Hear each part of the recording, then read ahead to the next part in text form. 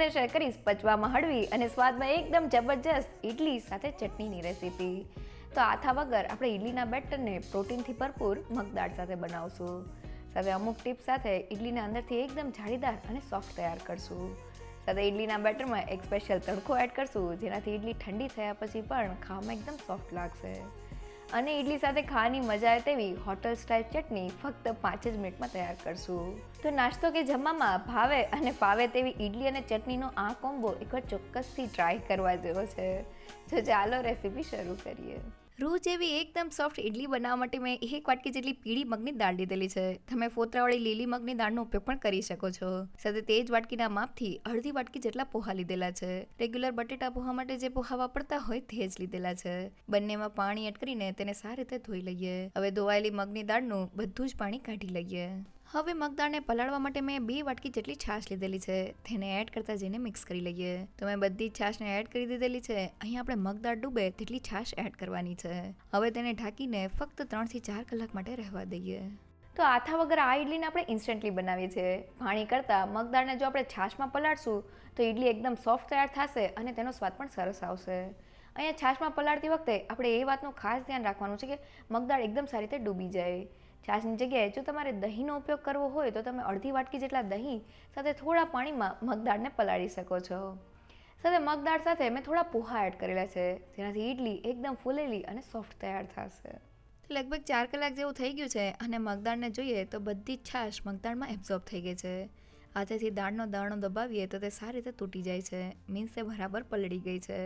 તો હવે તેને પીસવા માટે મિક્સર જારમાં એડ કરી દઈએ. સાથે તીખાશ માટે 3 નંગ જેટલા તીખા લીલા મરચાં, 1 ઇંચ જેટલો આદુનો ટુકડો, 4 લસણની કળી અને અડધા કપ જેટલા કોથમીના પાન એડ કરી દઈએ. અહીંયા તમે થોડા પાલકના પાન પણ એડ કરી શકો છો. સાથે ફક્ત અડધી વાટકી જેટલું પાણી એડ કરી દઈએ અને બધી જ વસ્તુને ગ્રાઇન્ડ કરી લઈએ. તો બધી વસ્તુ ગ્રાઇન્ડ થઈને આપણું આ રીતનું સ્મૂથ અને મીડિયમ થીક બેટર તૈયાર થઈ ગયું છે.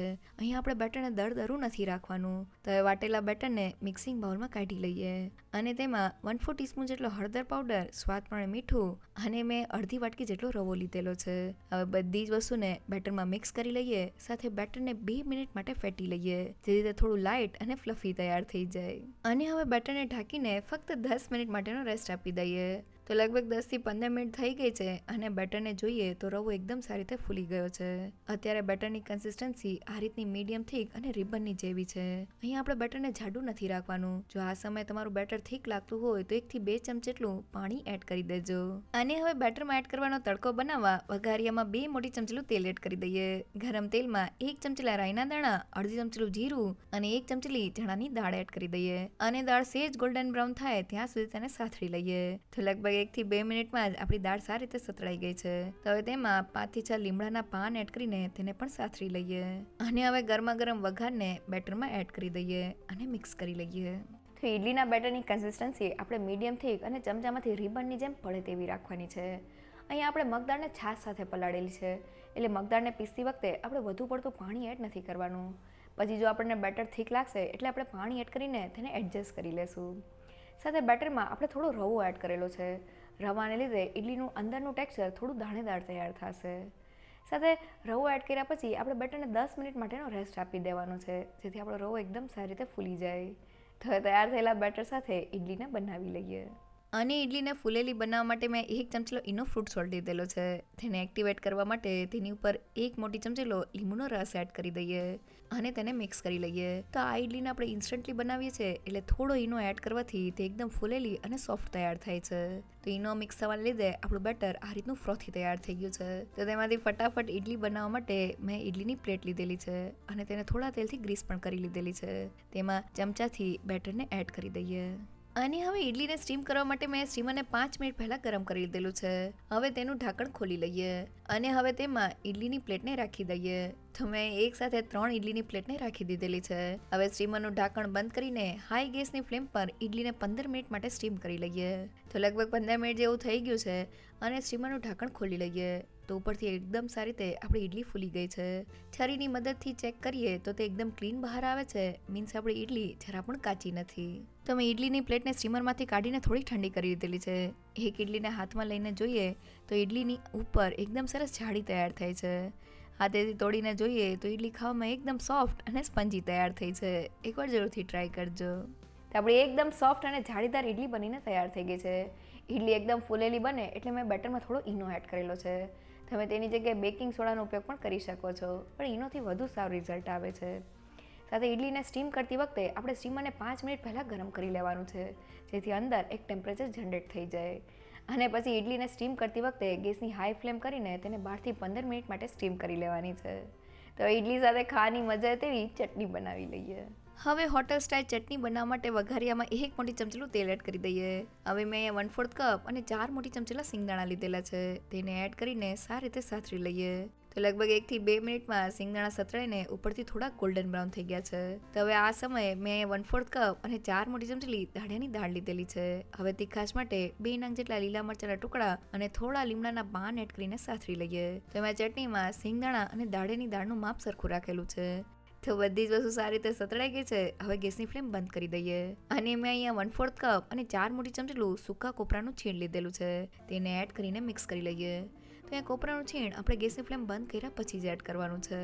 તો બધી વસ્તુ સતળાઈને આપણું ચટણીનું મિક્સર તૈયાર થઈ ગયું છે. તેને પ્લેટમાં કાઢીને થોડું ઠંડુ કરી લઈએ. અને ચટણીનું મિક્સર ઠંડુ થાય એટલે તેને પીસવા માટે મિક્સર જારમાં એડ કરી દઈએ.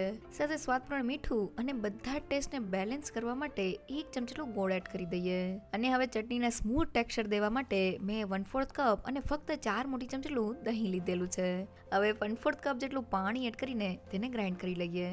તો બધી વસ્તુ ગ્રાઇન્ડ થઈને ચટણીનું મિક્સર તૈયાર થઈ ગયું છે. તેને મિક્સિંગ બાઉલમાં કાઢી લઈએ.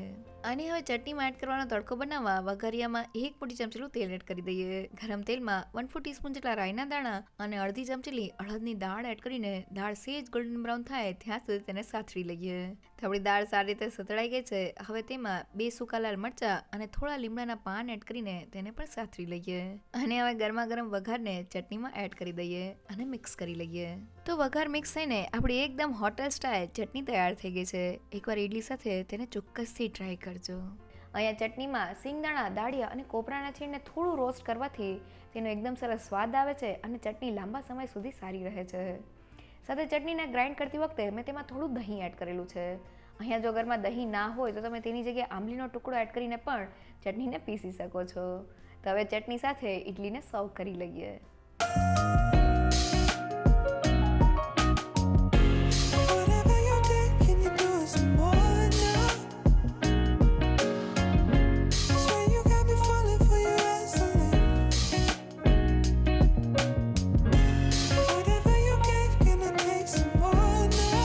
સોફ્ટ અને જાળીદાર મગદાળની ઇડલી અને ચટણી એકવાર ચોક્કસથી ટ્રાય કરવા જેવી છે. મગદાળની ઇડલી બનાવતી વખતે બસ તમારે અમુક વાતનું ધ્યાન રાખવાનું છે. પહેલી એ કે મગદાળ સાથે થોડા પોહા એડ કરવાથી ઇડલી ફૂલેલી અને સોફ્ટ તૈયાર થાય છે. અને મગદાળને પાણીની જગ્યાએ થોડી છાશમાં પલાળવાથી ઇડલી સોફ્ટ તૈયાર થાય છે અને તેનો સ્વાદ પણ સરસ આવે છે. સાથે બેટરમાં મગદાળ સાથે થોડો રવો એડ કરવાથી ઇડલીનું અંદરનું ટેક્સચર દાણેદાર તૈયાર થાય છે. અને બેટરમાં એક તડકો એડ કરવાથી ઇડલી ઠંડી થયા પછી પણ એકદમ સોફ્ટ લાગે છે. અને તૈયાર થયેલા બેટર સાથે ઇડલીને સ્ટીમ કરતી વખતે ગેસની ફ્લેમ હાઈ રાખવાની છે અને તે 12 થી 15 મિનિટમાં એકદમ સારી રીતે તૈયાર થઈ જાય છે. અને ચટણી બનાવતી વખતે સિંગદાણા, દાળિયાની દાળ અને કોપરાને રોસ્ટ કરવાથી તેનો એકદમ સરસ સ્વાદ આવે છે. જો તમને મારી આજની રેસીપી ગમી હોય તો મને કમેન્ટ સેક્શનમાં જરૂરથી કહેજો. સાથે મારા વિડીયોને લાઇક અને ફ્રેન્ડ્સ અને ફેમિલીમાં શેર કરજો. અને મારી ચેનલને સબસ્ક્રાઈબ કરવાનું ના ભૂલશો. તો ફરી મળીએ એક નવી રેસીપી સાથે.